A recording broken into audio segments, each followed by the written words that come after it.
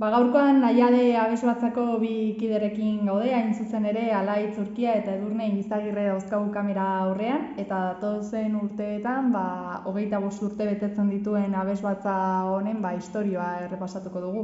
Eta beraz, errepaso horrekin hasteko kontaidazu nola eta zergatik sortu zen Naiade Abesbatza.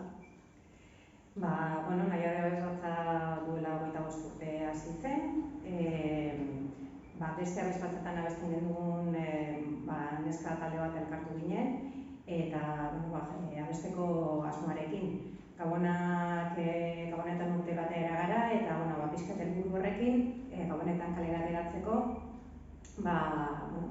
bilerak egiten hasi ginen, eta hortik ensaio batzuk, kide batzuen lokaletan eta bar, eta horrela lehenengo Gabonak, 1987ko Gabonetan, atzokoak abesbatzarekin kontzertua eman genuen, beraiek eskaini ziguten beraiekin egiteko, eta errenderiko Gabonetako lehiaketara joan ginen ere.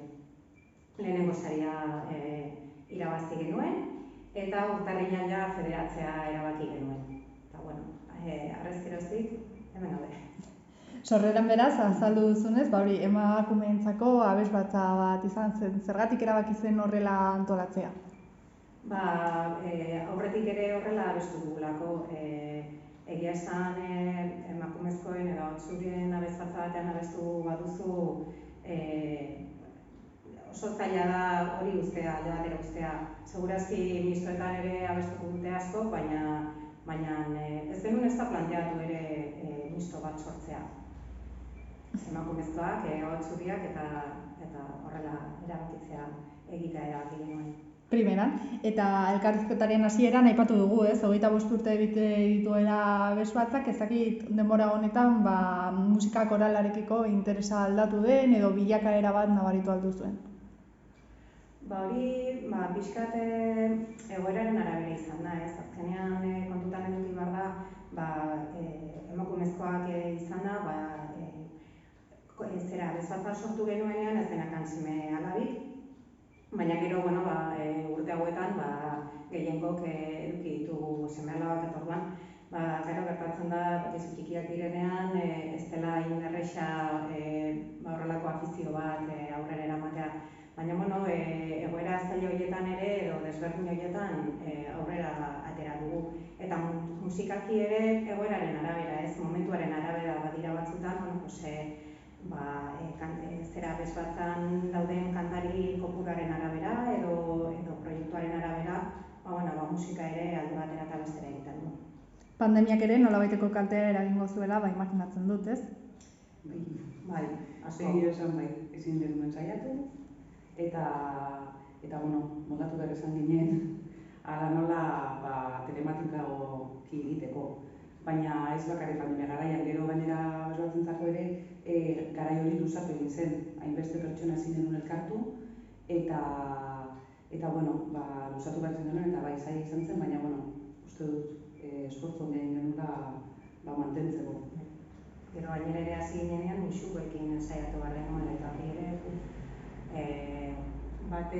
besteak metro erdiko utxune utzi behartzen, eta maskarillekin eta egia esan zen oso eroso izan. Ez, eta zaila, ze horre lokale honetan ezin genuen saiatu, hau da gure lokala, eta eskuratu behar izan genituen beste bide batzuk. Eta orain pentsatuta eta atzera joaz, momentuan nintzat ez nintzen oso konstientez egin behar zen eta egiten genuen, baina orain pentsatuta esaten duzu, azkenean gauza 1000 gauza izan zirenez, aldatu behar izan zutena. Noski. Eta esaidazu 25 urte betetzen dituzue, data nahiko borobila da. Nola ospatuko duzue edo alduzue urte hurren hau ospatzeko asmo berezirik? Justo pandemia garaian sortutako ideiak emango ditugu aurrera, eta kronologikoki Edurneko esan duen bezala, abenduan hasiko gara gu ere, 25. urte hurrena ospatzen, justu Gabonetan hasi zirelako, eta gu ere orduan hasiko gara. Baina egin dugu beste lan bat horretik, eta gu esan dezakegu hasi garela gure regalo txikia egiten, eta guretzako omenaldi moduan diska bat grabatu dugu, orduan gatoz hortan lan egiten urte osoan, eta horrek orain azaroan ikusiko dugu argia. Eta hori azaroan edukiko dugu kontzertu bat, aurkezpena egiteko, honen aurkezpena egiteko, eta abendutik aurrera etorriko dira kontzertu ezberdinak. Gutxi gora bera urtero egiten ditugunak, baina jarriko diogu puntu berezi bat. Eta horiek izango dira abenduak 23an Gabonetako kontzertua Irungo banda musikarekin batera, gero urtero egiten dugun Samartzaretako kontzertua, baina aurten tokiz aldatuko dugu edo mugituko dugu berezitasun hori emateko, eta azkenik eta igual brotxe de oro esaten den moduan jarriko diogu hurrengo urteko azaroan urte hurrenari amaiera emateko kontzertu bat egingo dugu Amaia Antzokian, eta horrela ziur aski elkartuko gara nahiarekin zerikusia izan duten lagun guztiekin eta gure publiko horrekin.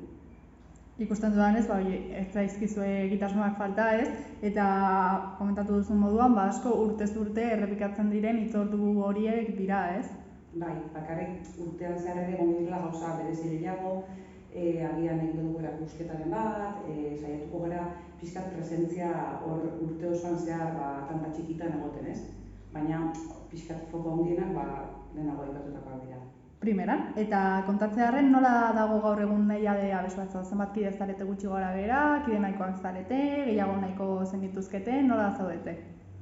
30 bat inguruan gara, eta nahi ez dakit hori zuzendariaren arabera berak zer gustatuko litzaioke berari, baina talde majoa gara, gehiengo harreman handia daukagu hasieratik ezagutzen dugulako elkar, eta baina giro oso polita da, eta nik uste dut gauza oso politak egin daitezkela, nik uste dut ilusio handia daukagula 25 urte hauek betetzeko eta ondo ospatzeko behar den bezala, eta nik uste dut gogotsu eta ilusio handiarekin gabiltzala, orduan hori nik uste dut garrantzitsua dela ere, ez?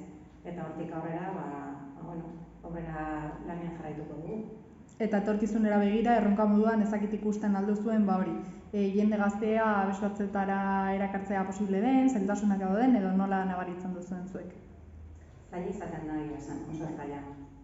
Bai, gainera, gu ere zartzen ari gara. Hau da, koroko media gero eta altuagoa da, errealitate bat da.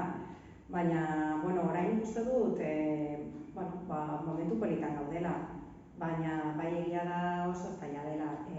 Tarteka gazteren bat hurbiltzen zaigu, baina nik uste dut badala alde bat ez gure adinatik eta gazte bitarte hortan ez daukagu inor. Orduan batzutan salto handia da adin batetik bestera. Eta azkenean ere ritmoak, bizitza ritmoak eta desberdinak izaten dire. Baina zaila izaten da bai. Eta elkarrizketarekin amaitzeko neskak konta idazue zeintzuk dira nahiade abesbatzaren erronkak batez ere etorkizunera begira. Gutxi gora bera orain gauden mailan mantentzea edo lanean jarraitzea, baina batez ere niretzat erronkarik handiena da ilusioa piztuta mantentzea. Orduan hori horrela izateko beti bilatu behar dituzu 1000 modu ezberdin edo 1000 modu berri hori lortzeko, ez? Eta behintzat, nire helburua hori da. Zuzendaria helburu hori badauka, buru belarri berekin jotake, baina bai egia da, ez azkenean ilusioa edukitzea eta mantentzea garrantzitsua da. Azkenean kontutan eduki behar dugu hau afizioa dela, ez? Eta afizio hori fuerte eta indartsu mantentzeko motivazio bat eduki behar duzu, argi dago. Noski. Esandako guztiarekin gelditzen gara neskak, beraz mila esker zuen hitzengatik eta hurrengora arte.